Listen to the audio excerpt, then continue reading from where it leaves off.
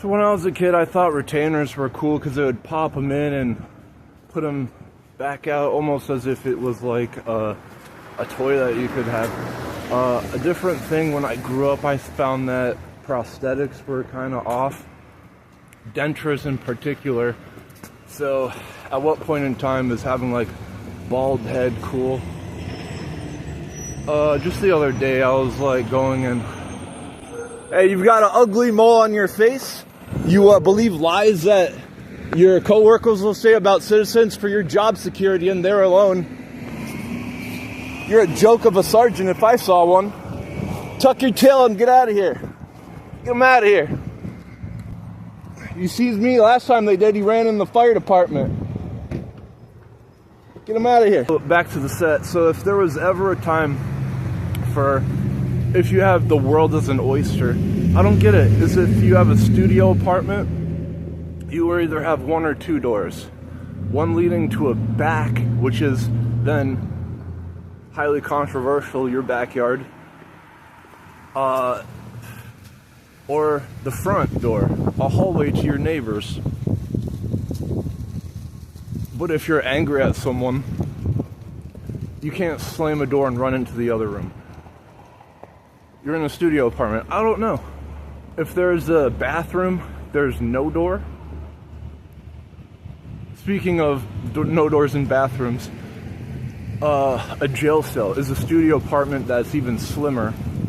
El Chapo would, of course, achieve escaping from one when there's a hole that's dug, I don't know, from his partners from Mexico, with the precision that they drill up and actually just get the toilet where he can jump through, and we can't even map the ocean floor ridge.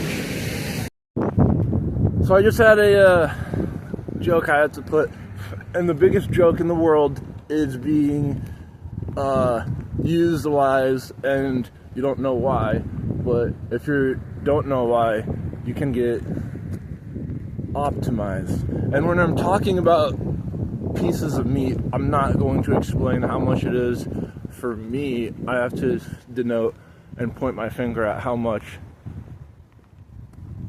more things aren't abundant for science community. A science community would, of course, be people who would explain like stuff that's interior, stuff that's exterior, and to the tune of not figuring out the in-between. The in-between what it would come to, of course, would be examples that even if you don't have the wherewithal to know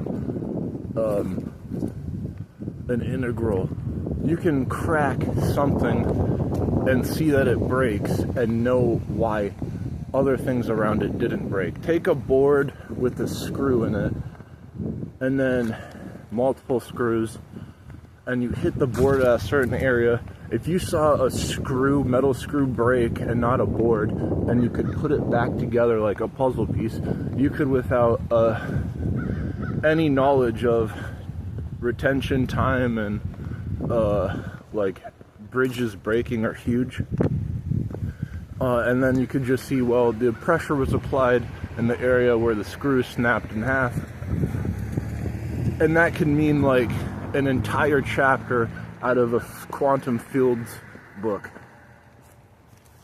But they don't show it like that. So the biggest way is to have like these scientists, which, you know, of course no one can walk up to a scientist like I'm just about to walk up to these officers, because I don't know, they don't walk around in lab coats. But if they were, you could walk up to one and say, remember that chapter in the quantum field theory book of resonance? All you had to do was show if a screw broke on like a certain board, then of course there was more pressure near the screw than at the far end of the board.